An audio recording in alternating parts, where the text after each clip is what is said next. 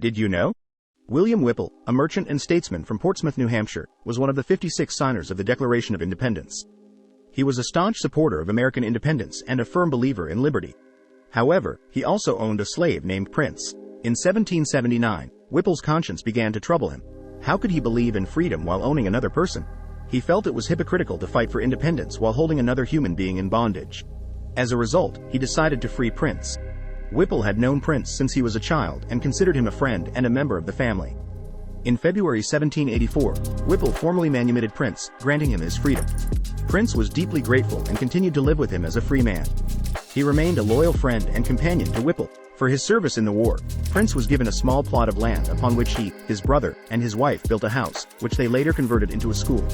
It is believed that Prince is depicted alongside George Washington in the famous painting The Crossing of the Delaware. Did you know?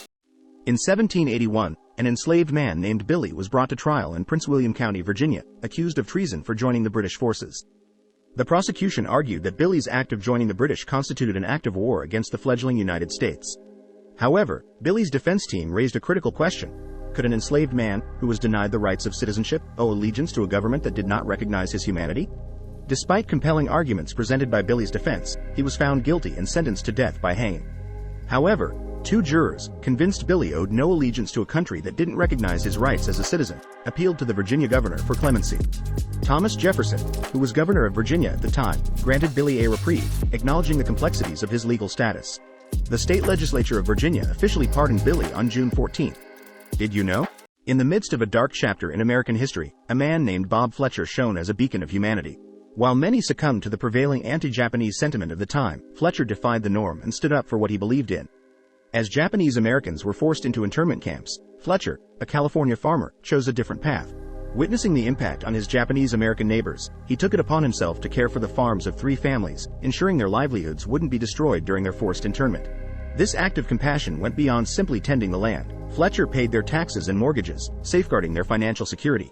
He faced immense pressure and even threats, including being shot at for his support. Yet, he remained unwavering in his commitment to his neighbors. Fletcher's story serves as a reminder that even in the darkest of times, individuals can make a difference. His actions ensured that the families didn't lose everything they had worked so hard for. They returned from internment to find their farms thriving, a testament to Fletcher's dedication and support. Today, Bob Fletcher is rightfully remembered as a hero in a time of great prejudice. Did you know? In Nazi Germany, Leon Moritz Ries, an Austrian-born actor, found himself ostracized due to his Jewish heritage. Undeterred, he crafted a new persona to return to the stage and ironically earn praise from the very regime that persecuted him. Ries had established a successful acting career in Vienna. However, with the rise of the Nazi Party in the 1930s, Jewish artists were excluded from the entertainment industry. Forced to flee his homeland, Ries sought refuge in the Tyrolean Alps. There, Ries began to transform. He let his beard grow out, dyed his hair blonde with hydrogen peroxide, and immersed himself in the local customs. After a year of exile, Ries emerged as Kaspar Brandhofer, a self-taught peasant actor. He had adopted a new accent and life. Brandhofer bore no resemblance to the man he once was. Brandhofer's return to the stage was met with suspicion. However, his raw talent soon won over audiences. Ironically, Brandhofer's success caught the attention of the Nazi regime, who saw him as a living embodiment of their Aryan ideals. Brandhofer, aware of the irony, continued to perform, subtly challenging the Nazi narrative from within. Did you know?